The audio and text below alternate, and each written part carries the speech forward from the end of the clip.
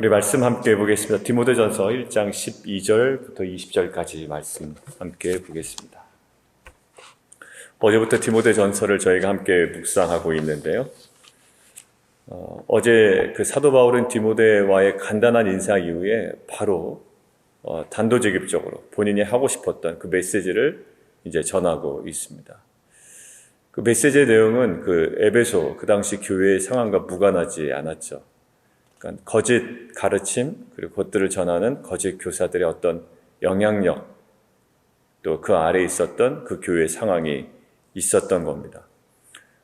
그들의 실체를 드러내는 방법이 있는데 사도 바울은 여러 가지 단어들을 사용하지만 저에게 어제 주목되었던 것은 바로 그 목적이었습니다. 그러니까 사도 바울이 디모데에게 분명히 얘기하죠. 내가 이 교훈의 목적에 대해서 다시 한번 생각해라. 사실 오늘 본문에서도 이러한 표현이 나옵니다. 왜냐하면 너를 지도한 예언을 따라 그것으로 선한 싸움을 싸우며, 그러니까 사실 어떤 새로운 메시지라기보다 그 디모데가 안수받을 때 그리고 디모데를 에베소에 남겨놓을 때 사도 바울이 당부했던 어떤 메시지가 있었던 모양입니다. 자, 그 목적, 그러니까 이 목적을 상실한 자들의 모습이 변론이었고요. 가르침에는 어떤 의미도 없고 선생으로서의 자질도 부족하고 쓸데없는 논쟁을 불러일으키고 결국 어느 목적을 상실했죠? 하나님의 경륜을 이론보다 변론을 내는 것이다. 많은 말들을 하고 또 자기가 갖고 있는 것들의 어떤 자랑과 또 본인의 어떤 것들을 드러내긴 하지만 사실 하나님의 구원 계획에는 아무런 도움이 되지 않아요. 어제 저희가 성경 공부 오전과 저녁반에 이야기 나눌 때 우리가 성경을 읽을 때 하나님의 그 구속사에 대해서 이야기를 나눴죠. 그렇습니다. 하나님의 구원의 계획과 상관없이 읽으면 한편으로는 이거 철저하게 기복신앙적으로 갈 수 있는 것이 성경입니다. 수많은 복들이 나열되어 있고요. 또 수많은 교훈적인 내용들이 있기 때문에 그냥 도덕적인 내용으로도 갈 수 있는 거예요. 그냥 상식과 이성 사이에서 그냥 왔다 갔다 하면서 우리가 그냥 선택하는 거죠. 그러나 이것은요, 많은 사람들에게 영생을 주기 위한 구원의 놀라운 계획이 이 말씀 가운데 있습니다. 오늘 사도 바울은 이것들을 주목하는 거예요. 보세요. 어제는 무엇이었죠? 율법조차도 목적을 이루면 굉장히 파괴적이고 의미 없게 된다라는 거죠. 근데 오늘은요, 그러한 거짓 가르침에 대해서 드러낸 이후에 어떻게 보면 오늘은 예수 그리스도의 사도인 그 자신 그리고 그 자신이 전했던 그리고 전하고 있는 참된 복음에 대해서 이야기를 합니다. 그 복음의 핵심이 무엇일까요? 15절에 나와 있습니다. 우리 함께 같이 한번 읽을까요? 시작. 믿보다 모든 사람이 받을 만한 이 말이여 그리스도 예수께서 죄인을 구원하시려고 세상에 임하셨다 하였도다. 죄인 중에 내가 괴순이라. 이 괴순이라라는 것이 프로토스라는 말인데요. 그것이 막 얼굴 사납게 생긴 어떤 괴물이 아니라 으뜸이라는 말이죠. 으뜸이다. 죄인 중에 내가 첫 번째다. 더 first다. 사도 바울은 얘기합니다. 모든 사람이 받을 만한 이 말이요. 라고 지금 사도 바울은 확신하고 있어요. 여러분들 이런 확신이 우리 가운데도 있으면 좋겠습니다. 누구에게? 모든 사람이 받을 만한 이 말이요.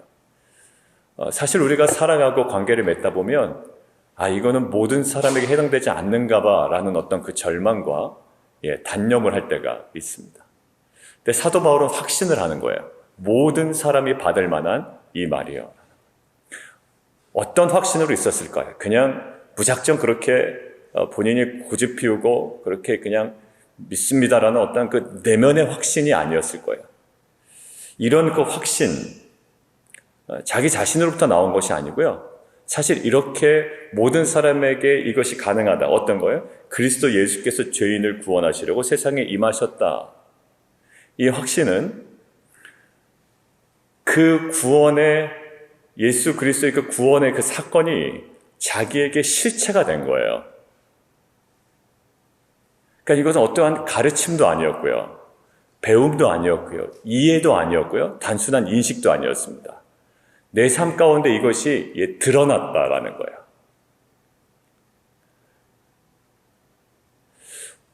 사도 바울이 아주 담대하게 확신 가운데 복음을 전할 수 있었던 이유는 무엇이었을까요?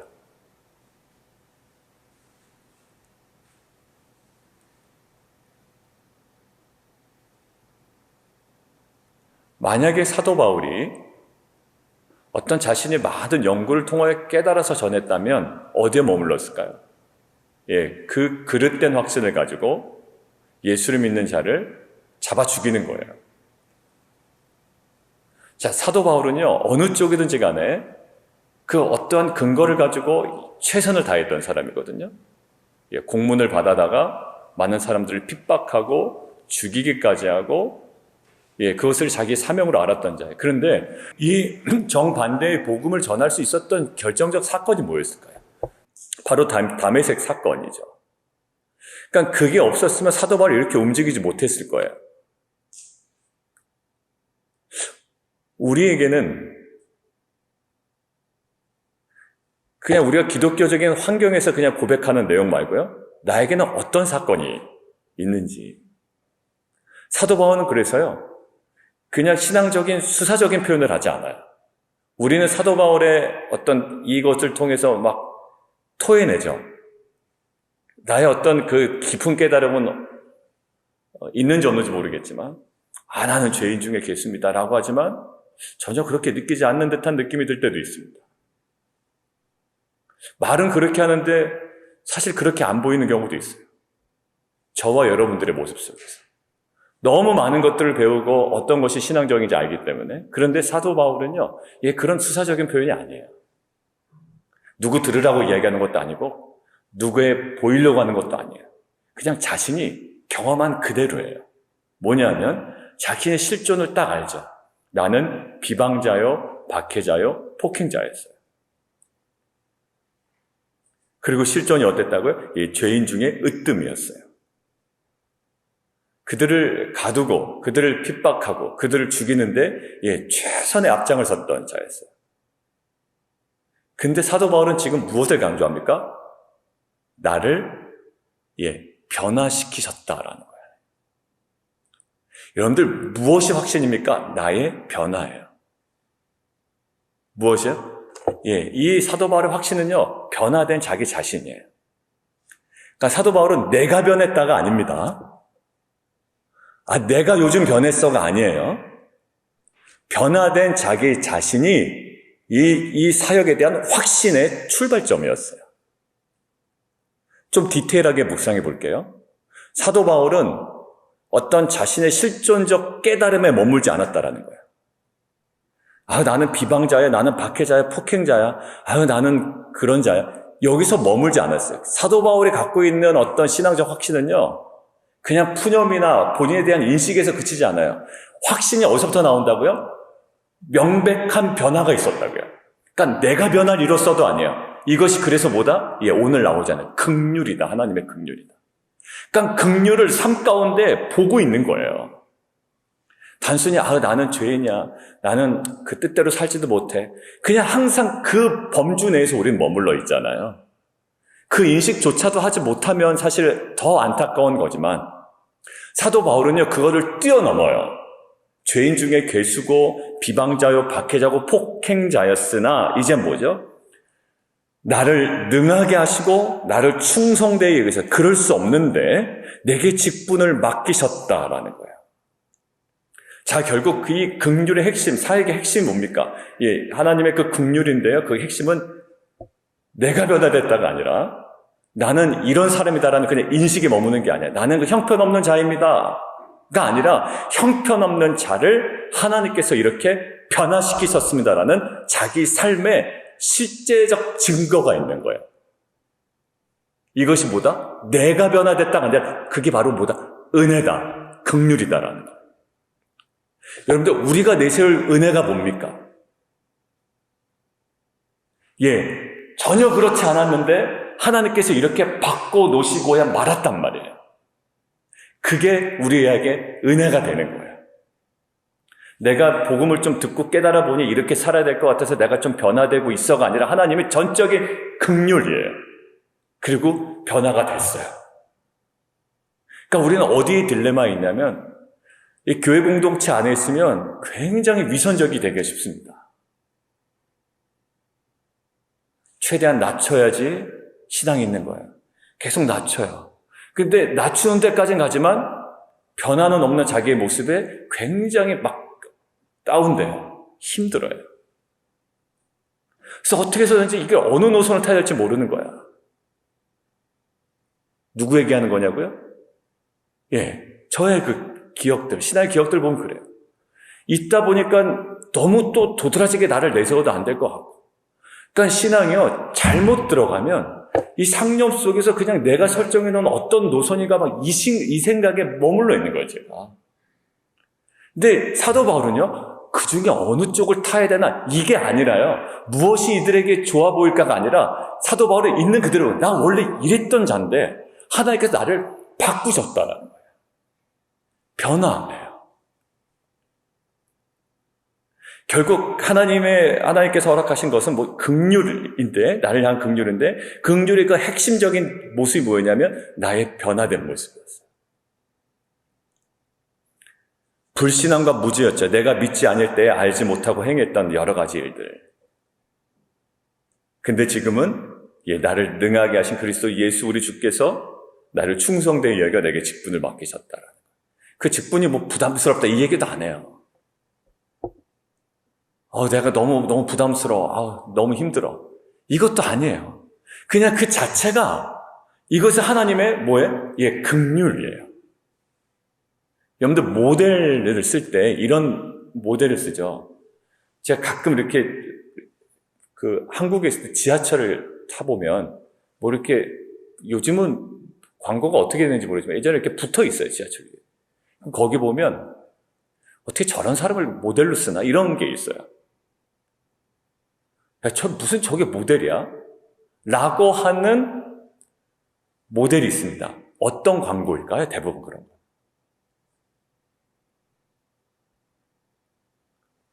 피부 개선 광고, 다이어트 광고.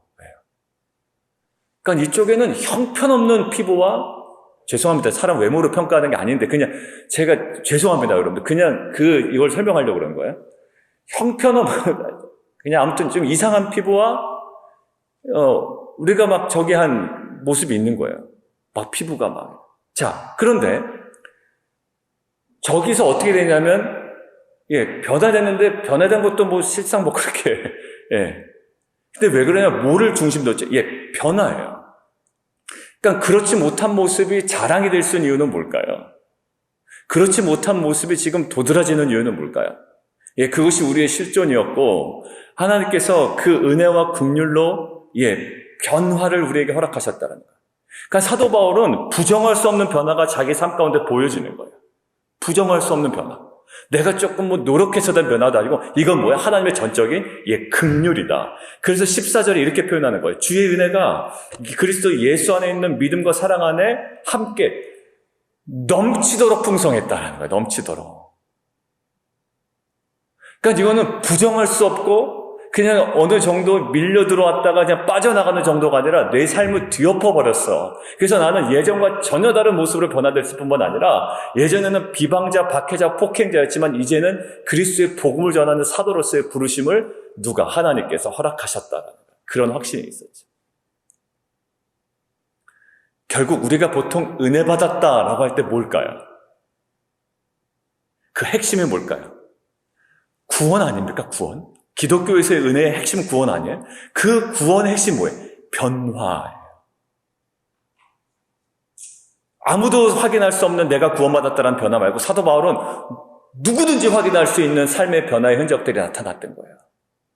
그래서 오늘 설교의 핵심이, 나눔의 핵심이 여러분들 그러니까 변화되지 못한 당신의 모습을 보고 반성하십시오가 아니라 우리가 주님의 은혜를 구하는 자가 되기를 원해요.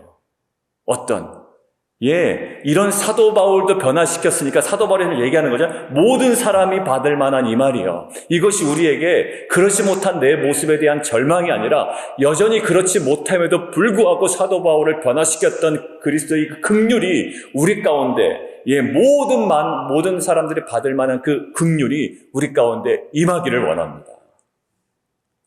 그러니까 그렇지 못하다면 여전히 거기서 계속 맴돌고 있다면 우리가 구할 것은 뭘까요? 또 다른 우리의 다짐이 아니라 정말로 그 주일 설교와 좀 저는 계속 연관짓게 되는데 아무래도 계속 나의 이 상태를 알면 어떻게 될까요?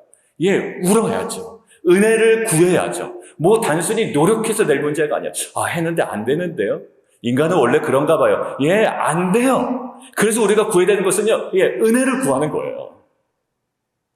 은혜를 주실 때 우리에게 어떤 힘이 있고 능하게 하시는 것 뿐이지, 우리가 능하게 되어서 하나님께서 걸맞는 은혜를 주시는 게 아니라, 그럴 수 없는 자에게 주시는 게 하나님의 은혜란 말이에요.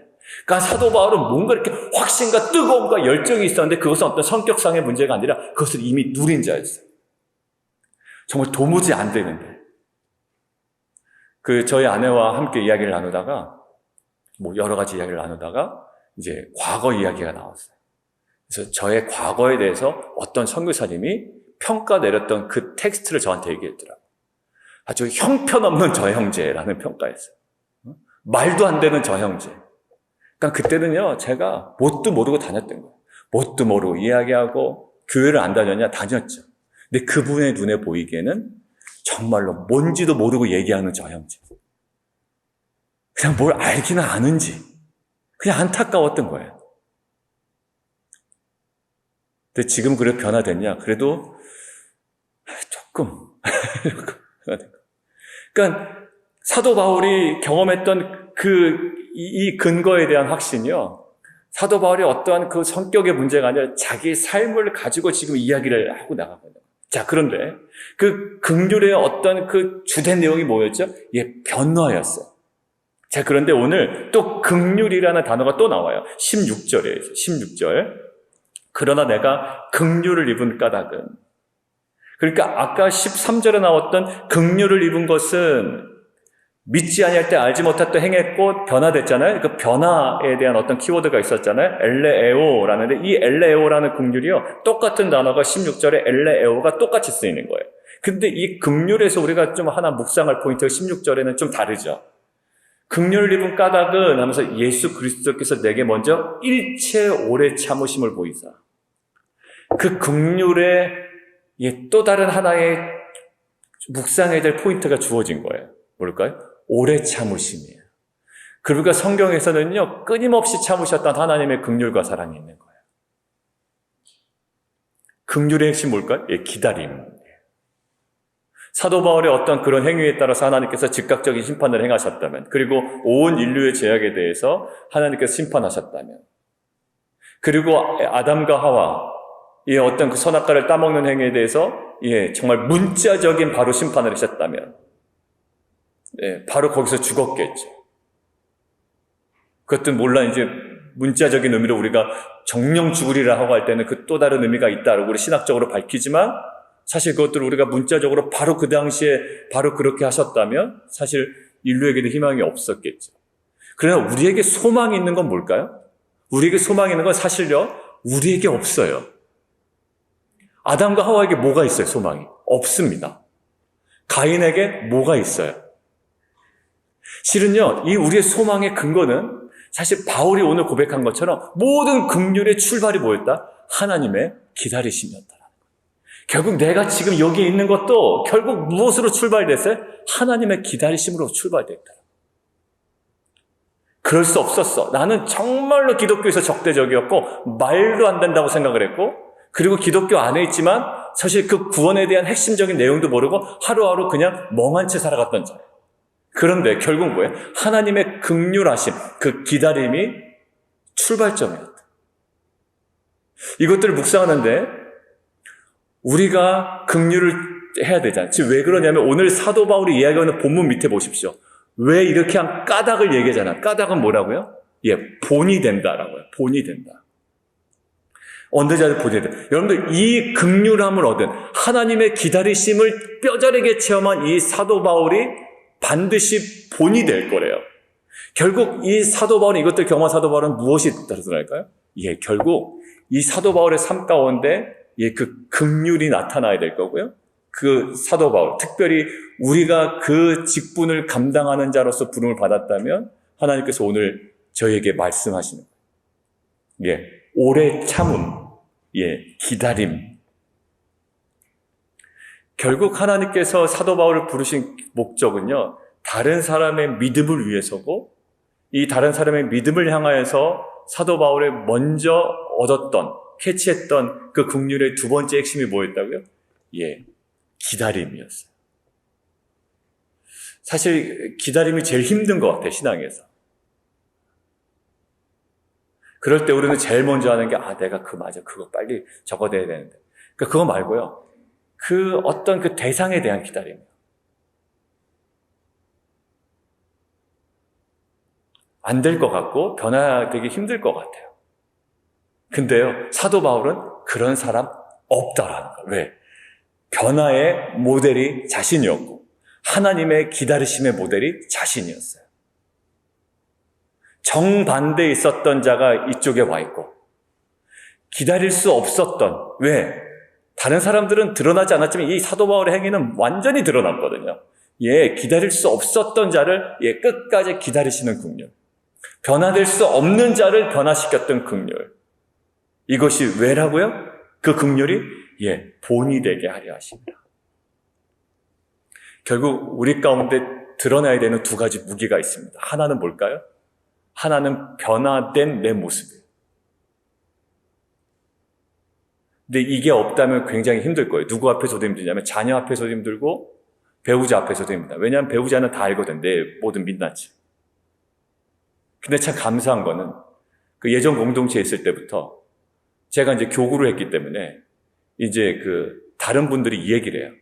뭐 나쁜 얘기도 하지만 사실 사람들이 이제 알게 모르게 하는 뒷담화들이 참 많아요. 그게 참 나쁜 건데.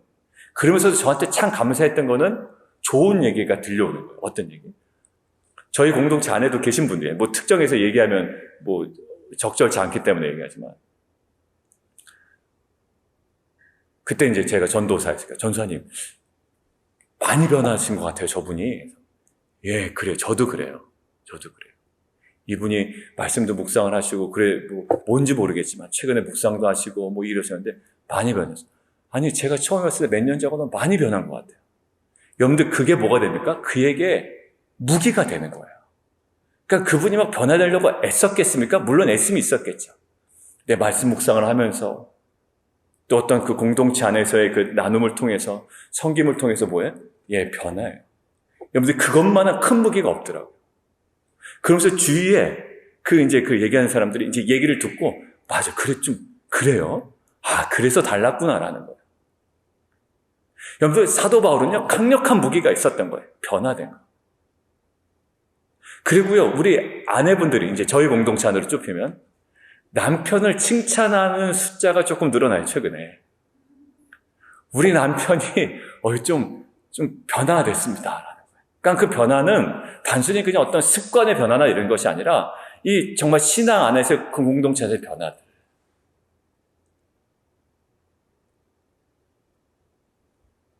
여러분들 이 긍휼이라고 하는 것은, 누린다라고 하는 것은 그런 어떤 변화돼요.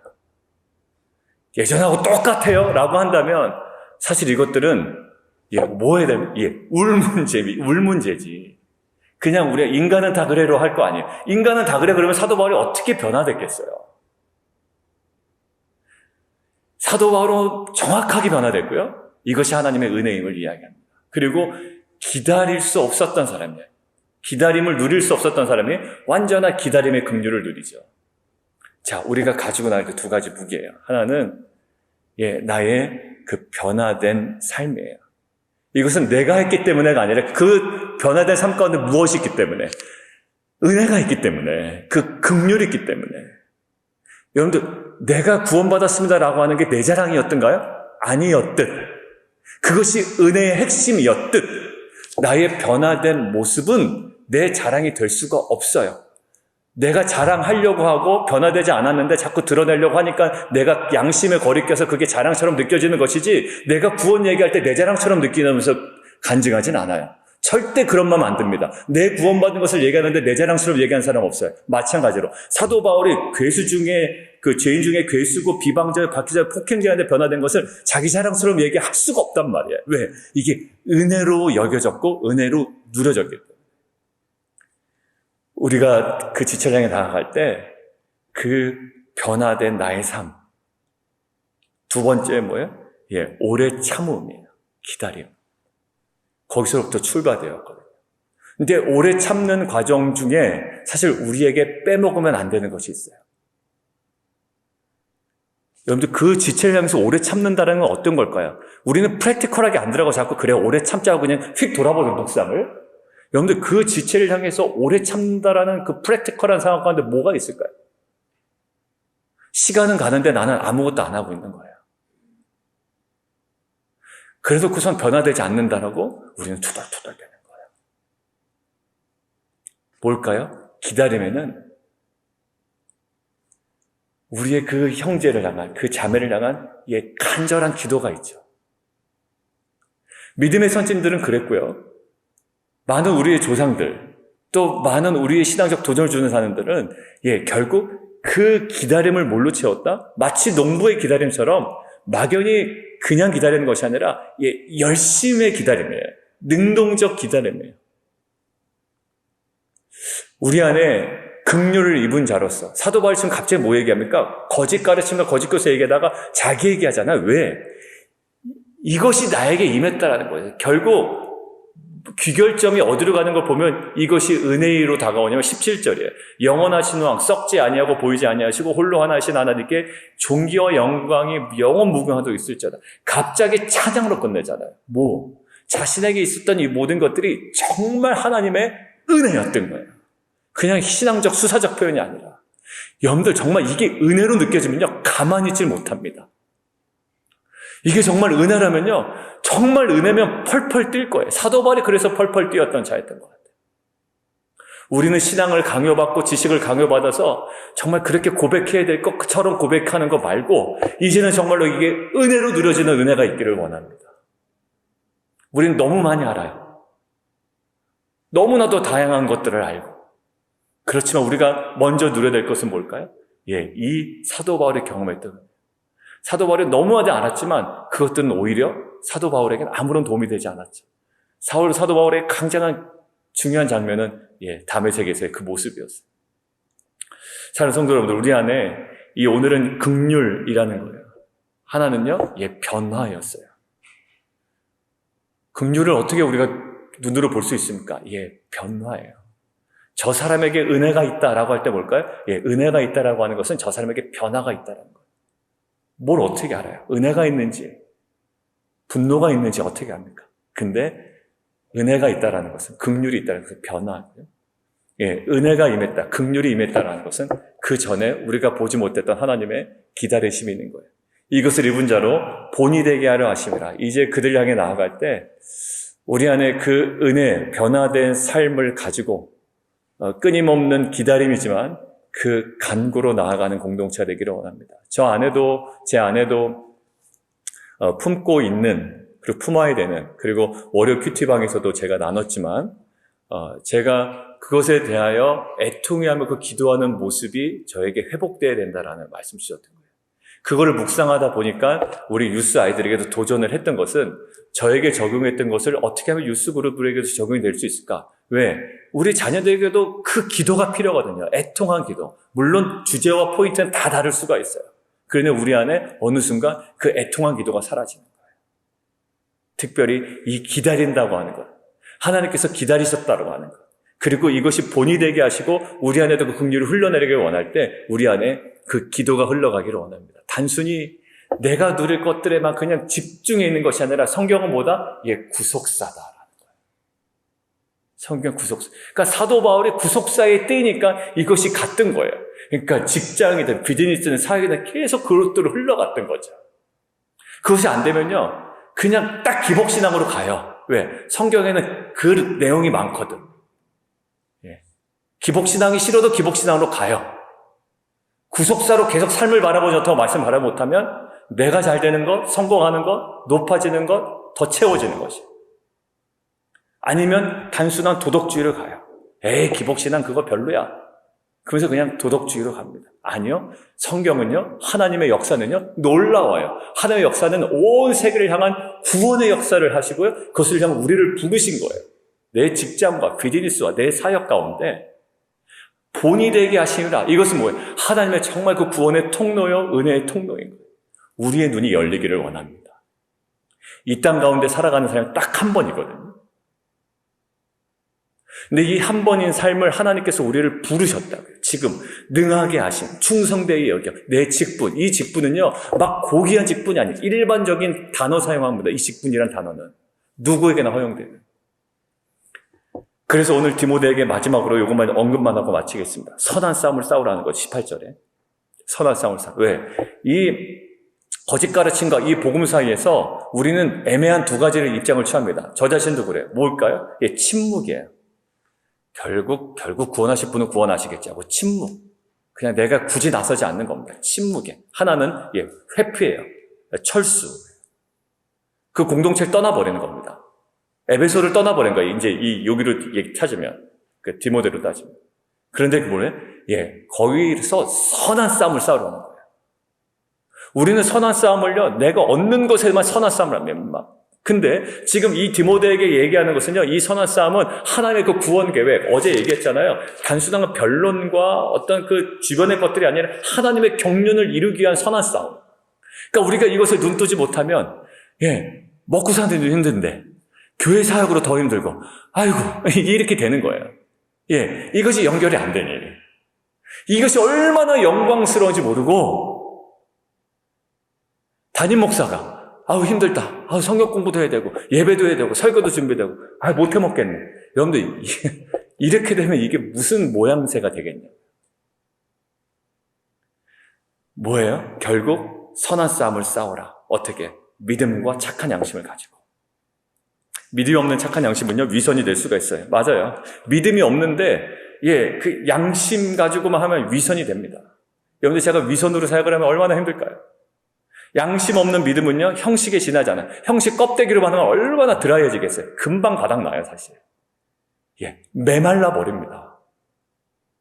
이 두 가지, 믿음과 착한 양심. 믿음에는 어떤 믿음이었죠, 어제? 예, 거짓이 없는, 위선적이지 않는 믿음, 예, 착한 양심. 디모데에게 이거 강조하고 싶었던 거예요. 에베소에서 얼마나 힘들겠어. 거짓 가르침과 그 갖고 있는 그 복음. 근데 나는 이랬다고 갑자기 튀어나온 거예요. 그 뉘앙스에서. 나는 이랬어. 그리고 갑자기 자기 찬양을 한 거예요. 뭐예요? 이 강력한 무기. 위선적이지 않은 믿음, 착한 양심.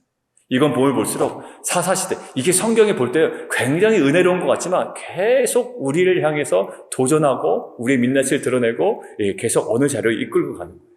어디에? 예, 결국 정말 은혜를 구해야 되며 이 두 가지 싸움에서 우리가 밀리지 아니하는 하나님께 은혜를 구하는 귀한 공동체가 되기를 원합니다. 결국 마지막 그 후메네오와 알렉산더가 있는데요. 이 두 사람 어떻게 한다? 징계하는 것 같아요. 권징하는 것 같고요. 어떻게 보면 출교까지 가는 것 같아요. 네, 출교. 뭐 어떤 사람이었는지 어떤 문제가 있었는지 모르겠어요. 근데 출교인데 결국 뭐냐면 공동체로 추방하는 것은 하나님을 회방하고 모독해서는 안 된다는 것을 강력하게 경고하고 징계하기 위함이죠. 근데 여기서도 은혜가 묻어나요. 어떤 거냐면 근본적인 동기는 뭐다? 형벌이 아니라 거기 뭐죠? 훈계를 받아 신성을 모독하지 못하게 하려 합니다. 결국 그들을 치유하고 다시는 그런 모독하는 일을 하지 않도록 어떻게 해야 된다? 돌아오도록 하기 위함이에요. 예, 교정과 변화를 예, 목적으로 하는 것이었죠. 여러분들 사도 바울은 자신의 상황이 어떠했는지 어떤 변화를 경험했는지 하나님께서 자신을 어떻게 끝까지 기다리셨는지를 압니다. 그리고 그것이 얼마나 영광스러운 것인지를 알고요. 그리고 디모데에게 강력하게 도전합니다. 사랑하는 성도들, 이것이 하나님께서 이 시대를 살아가는 우리들에게 정말 은혜의 본질이 뭔지를 깨닫게 하시고 또 이것들을 좀 주목하게 하셔서 우리로 하여금 다시금 사명의 자료로 우리를 초대하시고 부르시는 영광스러운 귀한 하나님의 음성인 줄 믿습니다. 그 앞에 이 땅의 현세적인 것에 우리가 목숨 거는 자들이 아니라 이 땅에서도 영원한 것에 우리가 분명한 사명감과 부르심을 가지고 오늘도 그 하나님의 그 은혜와 긍휼을 누린 자로서의 오늘 본이 되는 그 통로가 되는 귀한 공동체가 되기를 원합니다. 함께 기도하며 나가도록 하겠습니다. 그러니까 기독교가 제일 타락하기 쉬운 거는 현세적일 때예요. 모든 것들을 현세적인 복으로 다 끌어당깁니다. 여기서 잘 되고 여기서 잘 되고 더 커지고 많아지고 풍성해지고 높아지고 예, 너무 숨가빠요. 근데 사도 바울과 베드로와 예수님의 모습은 실제로 이 땅에서 그렇지 않았죠. 어디에 집중하셨냐면 분명한 그 목적에 집중하셨단 말이에요. 여러분들 이게 공동체 안에 사실 깨어있지 않으면 사실 이게 분간이 어려운 거예요. 우리 안에 사도 바울이 갑자기 거짓 가르침 얘기하다가 자신의 얘기를 툭 튀어나오면서 이것에 대한 찬양을 하고 마치 무슨 마지막 찬양하고 끝날 것처럼 얘기한다고요. 지금 이 사도 바울의 뉘앙스와 이 분위기와 문맥을 잘 살피면 이 사도 바울의 이 끓는 마음이 있죠. 열정이 있죠. 무엇 때문에? 그 긍휼 때문에. 뭘 그렇게 긍휼해? 자기는 변화됐거든요. 확실하게. 자신이 노력해서 하는 것도 아니에요. 정말 이것이 긍휼이에요. 그리고 긍휼 속에 담겨져 있는 하나님의 기다리심을 알아요. 그리고 이것이 누구를 향해? 다른 사람의 믿음을 향한 것임도 알아요. 그래서 멈추지 않는 걸음을 걸었던 거거든요. 그리고 디모데에게 지금 이거 신신당부를 하라는 거예요. 하나님, 우리를 향한 본질적 사명과 부르심 다시 한번 우리 가운데 회복되게 하여 주옵소서. 이 영광스러움을 알게 하시고 하나님, 이 온 인류를 위한 하나님의 그 구속의 역사에 우리가 그 영광스러운 부르심에 참여한 자로 오늘 하루도 하나님 정말 그 삶의 흔적 가운데 하나님 살아가게 하여 주옵소서. 우리 함께 기도하며 나가도록 하겠습니다.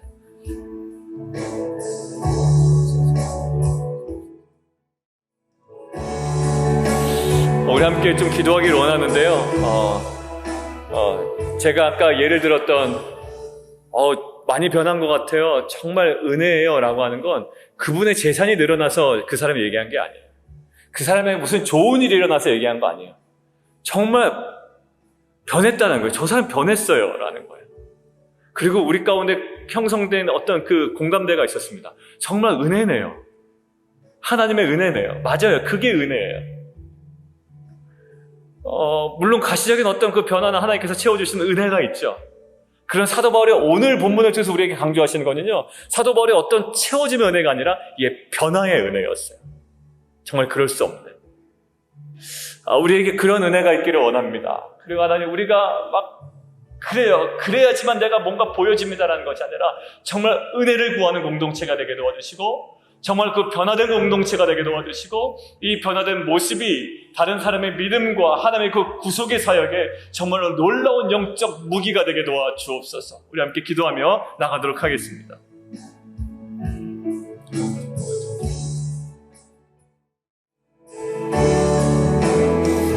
우리 좀 더 구체적으로 좀 기도하며 나아갈까요? 좀 더 구체적으로 우리 함께 좀 기도하기를 원하는데 사도 바울의 변화된 것은 뭘까요? 사도 바울은요, 앞에서도 약간의 분노가 있었던 사람이고 뒷부분에서도 여전히 그 분노의 성격, 적극적인 성격 변하지 않아요. 그런데 분노의 대상이 바뀌죠. 이 복음을 전하는 자들에 대해 분노했다면 이제는 그렇지 못한 자들에 대한 분노예요. 거룩한 분노죠. 그리고 분노의 방식도 달라요. 때려 죽였다면 이제는 참는 방식으로 분노합니다. 여러분들 이런 변화가 있는 거예요. 우리가 예전에 자식들을 그냥 잡아 죽일 듯하게 그냥 막 그랬다면 이제는 뭐야? 자녀를 향하여 품고 기도하며 끌어안고 그 자녀에게 있는 연약함 있죠? 그것이 결국 누구의 문제다? 나의 문제고 나의 죄다라는 그 인식을 가지고 통회하는 마음으로 나아가요. 옛날에는 무작정 자녀를 향하여 쏘아붙였다면 이제는 이것이 나의 문제고 나의 뿌리에서부터 시작된 것이며 이젠 분노의 대상도 달라지며 분노의 방식도 달라지고 사도 바울은 총체적으로 달라졌어요. 우리 가운데 그러한 은혜가 있기를 원합니다. 여러 가지 우리의 삶의 방식 여전히 똑같아. 뭐만 하면 같은 방식으로 살아갔다면 이제 하나님 저에게 은혜를 베풀어 주시옵소서. 하나님 저의 결단도 있지만 하나님 그에 합당한 은혜를 부어 주시옵소서. 함께 기도하며 나가도록 하겠습니다.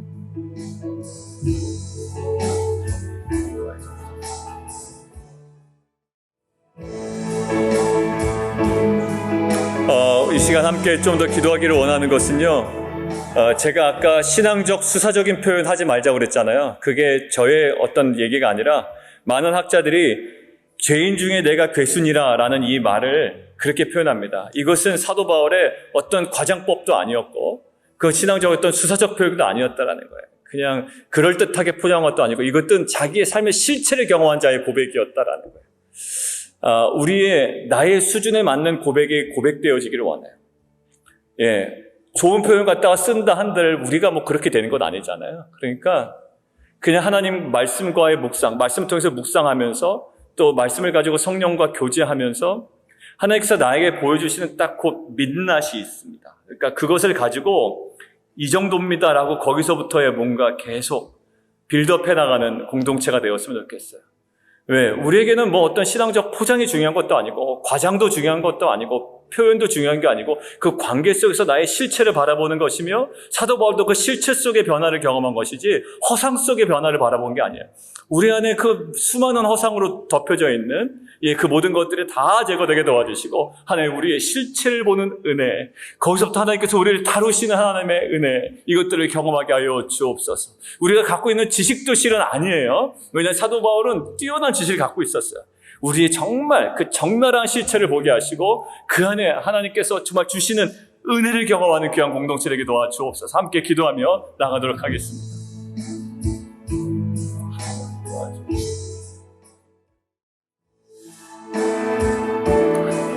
그리고 함께 좀 기도하기 원하는 것은요, 우리 성도들 기도 제목 우리 함께 기도해 주시고, 그 다음에 교회 기도 제목들 지금 진행되고 있는 성경 공부, 그 다음에 우리 큐티 나눔방 이제 새롭게 편성되어서 진행되고 있고요. 그 다음에 이번 주 토요일에는 우리 여성 피그 사역이 있습니다. 이제 벌클레이에 우리 걷기죠. 그 사역들이 있는데 좋은 날씨와 또 은혜로운 시간 될 수 있도록 위해서 기도해 주시고 우리 성도들 기도 제목 가지고 또 함께 기도하도록 하겠습니다.